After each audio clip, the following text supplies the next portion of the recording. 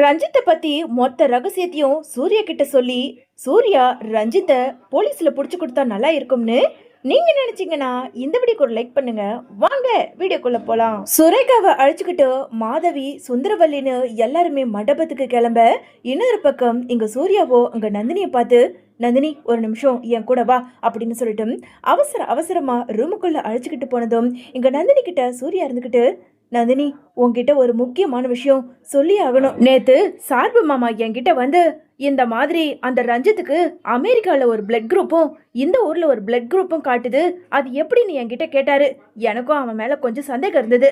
நான் ஹாஸ்பிட்டலுக்கு போயிருந்தேன்ல, அந்த நேரமா பார்த்து ஒரு நர்ஸை கூட்டிட்டு வந்து அந்த ரஞ்சித்துக்கு பிளட் டெஸ்ட் எடுத்திருக்கேன். எனக்கு என்னமோ அவன் ஃப்ராடு வேலை பார்த்துருக்கான்னு நினைக்கிறேன். அன்னைக்கு நம்ம வீட்டுக்கு போலீஸ் வந்திருந்தப்ப கூட அந்த போலீஸ் கிட்ட ட்ரிங்க்ஸ் பண்ணதா சொல்லி அதுக்கப்புறமா பிளட் டெஸ்ட் எடுத்துட்டு போய் கொடுத்துருக்கான். இதுல இருந்தே எனக்கு சந்தேகம் வந்துடுச்சு. சார்பு மாமா கிட்ட இருந்து தான் பிளட்டை எடுத்துக்கிட்டு போய் போலீஸ் ஸ்டேஷன்ல கொடுத்துருக்கான். என்னமோ தப்பு பண்றான், ஆனா என்ன தப்பு பண்றான் தான் இப்ப வரைக்கும் கண்டுபிடிக்க முடியல. ஒருவேளை அந்த ஹேமாவை இந்த பொறுக்கி தான் கொலை பண்ணிருப்பானோ அப்படின்னு சொல்லிட்டு அங்க நந்தினி கிட்ட சூர்யா சொல்ல, உடனே இங்க நந்தினி இருந்துகிட்டு, சூர்யா சாருக்கே அவனை பத்தின எல்லா உண்மையும் கொஞ்சம் கொஞ்சமா தெரிய வருது. இப்போ நம்மளால தனியா இருந்து கண்டிப்பா அந்த ரஞ்சித்துக்கு எதிராக நம்மளால போராட முடியாது. பேசாம சூர்யா சார் கிட்ட நாம உண்மையை சொல்லிடலாம் அப்படின்னு சொல்லிட்டு நந்தினி யோசிச்சுக்கிட்டு இருக்க. என்ன நந்தினி, நான் பாட்டுக்குன்னு பேசிக்கிட்டு இருக்க, நீ இப்படியே அமைதியா சில மாதிரி இருக்க, ஏதாவது சொல்லு அப்படின்னு சொல்லிட்டு இங்க சூர்யா கேட்க, அதான் சார் நீங்க என்கிட்ட ஒரு விஷயம் சொன்ன மாதிரி அந்த ரஞ்சித்தை பத்தின ஒரு உண்மையை நான் உங்ககிட்ட சொல்லணும். இந்தாங்க சார் அப்படின்னு சொல்லிட்டு தன்னோட முந்தானையில முடிஞ்சு வச்சிருந்த அந்த செல்போனை எடுத்து அங்க சூர்யா கிட்ட கொடுக்க, என்ன நந்தினி இது யாரோட போன், இப்போ எதுக்காக என்கிட்ட கொடுக்குற? அதான் சார், இது வேற யாரோட ஃபோனும் கிடையாது, அந்த ரஞ்சித்தோட ஃபோனு தான் சார். அவனோட நடவடிக்கை கொஞ்ச நாள் சரியில்லாமல் இருந்தது. அவனை நான் பின்னாடியே தொடர்ந்து ஃபாலோ பண்ணிக்கிட்டு இருந்தேன். அந்த நேரமாக பார்த்து அவன் இந்த வீட்டை சுற்றி என்னமோ தேடிக்கிட்டு இருந்தான். அப்படி என்னதான் தேடுறான்னு சொல்லிட்டு அவன் இந்த வீட்டை விட்டு போனதுக்கு அப்புறம் அவனுக்கே தெரியாம அவன் தேடின இடத்தெல்லாம் நானும் போய் தேடி பார்த்தேன். கடைசியில பின்னாடி மொட்டை மாடிக்கு பின்னாடி அந்த இடத்துல இந்த செல்போன் கிடந்தது. இந்த செல்போன் அவனோட இதுதான் அதான் சார் அப்படின்னு சொல்லிட்டு நந்தினி அந்த செல்போனை சூர்யா கிட்ட கொடுக்க, என்ன நந்தினி, இதை என்கிட்டயே முன்னாடி சொல்லியிருந்தா நானும் உன் கூட சேர்ந்து இதுல முயற்சி பண்ணிருப்பல. இல்ல அத்தான் சார், ஒருவேளை அந்த ரஞ்சித்தை பத்தி உங்ககிட்ட உண்மையை சொல்லி நீங்க கோவப்பட்டு அவனை ஏதாவது பண்ணிட்டீங்கன்னா அதனால தான் சார் எதுவுமே நான் சொல்லலை. இப்போ கூட ஒன்றும் கெட்டு போல. இந்தாங்க சார், இந்த மொபைல் அப்படி என்னதான் இருக்குன்னு கொஞ்சம் பாருங்க அப்படின்னு சொல்லிட்டு அங்க நந்தினி சூர்யா கிட்ட அந்த செல்போனை கொடுக்க, சூர்யாவுமே அந்த செல்போனை வாங்கி சார்ஜர் போடுறாரு. அதான் சார், இதில் ஒரு பாஸ்வேர்டு இருக்குது, அது என்னன்னு எனக்கு தெரியும். எப்படி நந்தினி, உனக்கு எப்படி தெரியும்? அது நான் காலையில் இந்த செல்ஃபோனில் அப்படி என்னதான் இருக்குன்னு தெரிஞ்சுக்கிறதுக்காக தான் இன்னைக்கு நான் விஜய் அக்கா வீட்டுக்கு போயிருந்தேன். அங்கே விவேக் அண்ணா இந்த செல்ஃபோனில் இருக்க பாஸ்வேர்டு எல்லாத்தையும் கண்டுபிடிச்சி என்கிட்ட சொல்லிட்டாரு. முதல்ல சார்ஜர் போடுங்க அத்தான் சார் அப்படின்னு சொல்லிட்டு நந்தினி சொல்ல, சூர்யாவுமே அந்த ஃபோனில் சார்ஜர் போட கொஞ்ச நேரத்தில் ஃபோனும் ஆன் ஆக அதில் நந்தினி பாஸ்வேர்டும் போட்டு அங்கே சூர்யா கிட்ட கொடுக்குறாங்க. அதான் சார், ஃபோன் அன்லாக் ஆயிடுச்சு, இதில் என்ன வீடியோ இருக்குன்னு கொஞ்சம் பாருங்க அப்படின்னு சொல்லிட்டு நந்தினி சொல்ல, இங்கே சூர்யாவுமே அதில் இருக்க வீடியோஸ்களை ஒன்றா ஃபோட்டோவையும் பார்க்க ஆரம்பிக்கிறாரு. அதில் நிறைய பெண்களோட தவறான வீடியோக்கள் இருக்கிறத பார்த்ததும் இங்கே சூர்யாவுக்கு ரொம்ப அதிர்ச்சியாக இருக்கு. நந்தினி, என்ன நந்தினி, அந்த கேடுகட்ட பொறுக்கி நாய் இவ்வளவு ஒரு பெரிய பொறுக்கியா இருப்பான்னு நான் நினைச்சு கூட பார்க்கல. நந்தினி பாரு நந்தினி, நிறைய பெண்களை கேவலமா போட்டோ எடுத்து வச்சிருக்கான். ஆமா நந்தினி, இவன் எப்படி இந்த செல்போன்ல அதுவும் பொண்ணுங்களோட ரூம்ல எப்படி வீடியோ எடுத்து வச்சிருப்பான் அப்படின்னு சொல்லிட்டு சூர்யா கேட்க, அதான் சார், அவன் செல்போனை நேரா வச்சு வீடியோ எடுக்கல சார். அவன் ஒரு ரிமோட் கண்ட்ரோல் கார் இந்த வீட்டை சுத்தி விளையாடிக்கிட்டு இருந்தால அந்த ரிமோட் கண்ட்ரோல் காரில் வேற ஒன்றும் இல்லை சார், அதுல கேமரா தான் சார் இருந்திருக்கு.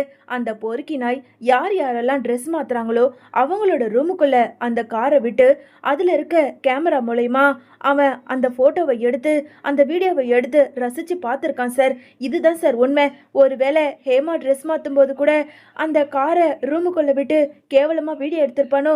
இந்த விஷயம் ஹேமாவுக்கு தெரிய சண்டை போட்டிருக்கும் போது ஒருவேளை அந்த கேடுகட்ட ரஞ்சித் ஹேமாவை கொலை பண்ணியிருப்பானோ அப்படின்னு சொல்லிட்டு நந்தினி இங்க ஒன்னா தன்னோட மனசுக்குள்ள தோன்றத அங்க சூர்யா கிட்ட சொல்ல, சூர்யாவுக்கோ ரொம்ப அதிர்ச்சியா இருக்கு. நந்தினி சூப்பர் நந்தினி, உண்மையாலுமே நீ சொல்றதெல்லாம் அங்க நடந்த மாதிரியே தான் எனக்கும் தோணுது. அதான் சார், நீங்களே யோசிச்சு பாருங்களேன். அன்னைக்கு நிச்சயதார்த்தத்துல அந்த ஹேமா மேல சந்தனம் கொட்டிடுச்சுன்னு சொல்லிட்டு அந்த பொண்ணு ரூமுக்கு போச்சு. அதுதான் சார் கடைசியா அந்த பொண்ணை நாம பார்த்தது. அதுக்கப்புறம் பார்க்கவே இல்லை. அந்த நேரத்துல அந்த ரஞ்சித்து கூட நிச்சயதார்த்தம் நடக்கும்போது இல்லவே இல்லை.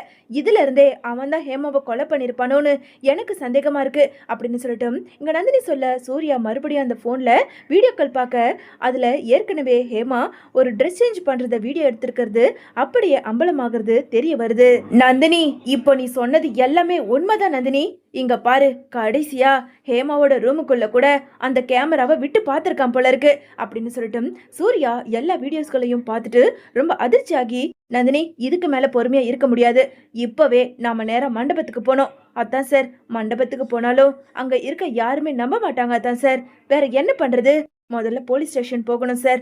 முதல்ல போலீஸ் ஸ்டேஷன் போய் இந்த ஆதாரத்தை போலீஸ் கிட்ட கொடுத்து போலீஸோட போய் அந்த பொறுக்கி நாயை நம்ம அரெஸ்ட் பண்ணணும் சார் அப்படின்னு சொல்லிட்டு நந்தினி சொல்ல உடனே சூர்யா நந்தினி அழைச்சிக்கிட்டு நேரா போலீஸ் ஸ்டேஷனுக்கு கிளம்பி போறாரு.